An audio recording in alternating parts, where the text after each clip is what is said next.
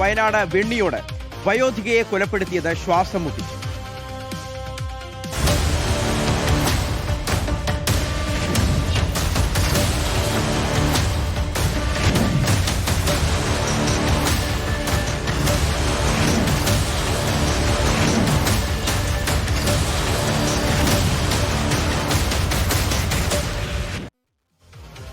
പോസ്റ്റ്മോർട്ടത്തിലെ നിർണായക കണ്ടെത്തലുകൾ റിപ്പോർട്ടറിന് ലഭിച്ചു. വൈപ്പടി സ്വദേശിനി ഫാത്തിമയുടെ കഴുത്തിന് പുറകിൽ മുറിവും മുഖത്ത് ചതവുകൾ ഉണ്ടെന്നും കണ്ടെത്തലുണ്ട്. പ്രതിക്കായി കമ്പളക്കാട് പോലീസ് അന്വേഷണം ഊർജിതമാക്കിയിട്ടുണ്ട്. ഇന്നലെ വൈകുന്നേരമാണ് ഫാത്തിമയെ വീട്ടിൽ മരിച്ച നിലയിൽ കണ്ടെത്തിയത്.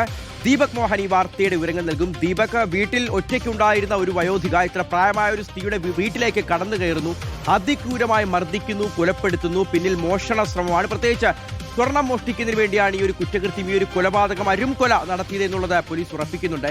ഇനി അറിയേണ്ടത് ആരിത് ചെയ്തു എന്നുള്ളതാണ്. പ്രതിക്കായുള്ള അന്വേഷണം, പ്രതിയെക്കുറിച്ചുള്ള വിവരങ്ങൾ പോലീസിന് ലഭിച്ചിട്ടുണ്ട്. ഷിഹാസ്, ശ്വാസം മുട്ടിയാണ് ഫാത്തിമയെ കൊലപ്പെടുത്തിയതെന്നുള്ള ഏറ്റവും നിർണായകമായ വിവരമാണ് പോസ്റ്റ്മോർട്ടത്തിനൊടുവിൽ പോലീസിന്റെ കണ്ടെത്തലുകളായി ഇപ്പോൾ മുന്നിൽ വന്നിട്ടുള്ളത്.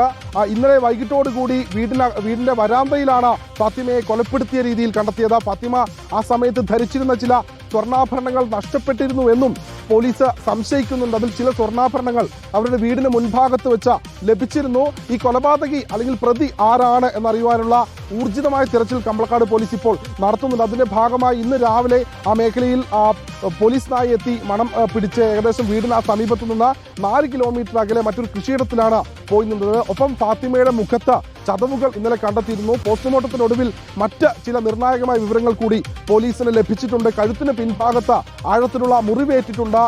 ഈ കഴുത്ത് ഞെരിച്ച് അല്ലെങ്കിൽ ശ്വാസം മുട്ടിയാണ് ഫാത്തിമയെ കൊലപ്പെടുത്തിയതെന്നാണ് ഇപ്പോൾ പോലീസ് സംശയിക്കുന്നത്. പ്രദേശവാസികളെയും ഒപ്പം ബന്ധുക്കളും നാട്ടുകാരിൽ ചില ആളുകളുടെയൊക്കെ മൊഴി രേഖപ്പെടുത്തിയിരുന്നു. ഈ മേഖലയെ പറ്റി, അതായത് പ്രദേശത്തെ പറ്റി കൃത്യമായി അറിയുന്ന ഒരാളാണ് ഈ കൃത്യം നടത്തിയതെന്നാണ് പോലീസ് ഇപ്പോഴും സംശയിക്കുന്നത്. അതുമായി ബന്ധപ്പെട്ടാണ് ഇപ്പോൾ കൂടുതൽ വിശദമായ ഊർജിതമായ തിരച്ചിൽ നടന്നുകൊണ്ടിരിക്കുന്നത്. ഷിഹാസ്, ശരി ദീപക്, അപ്പോൾ ആരാണ് ഈ ഒരു കൊലപാതകം നടത്തിയത് എന്നുള്ള വിവരം അടുത്ത ദിവസങ്ങളിൽ തന്നെ പോലീസിന് കണ്ടെത്താൻ കഴിയുമെന്ന് ഉറപ്പിക്കാം. കാരണം പോലീസിന് കൃത്യമായ ക്ലൂ ലഭിച്ചിട്ടുണ്ട്.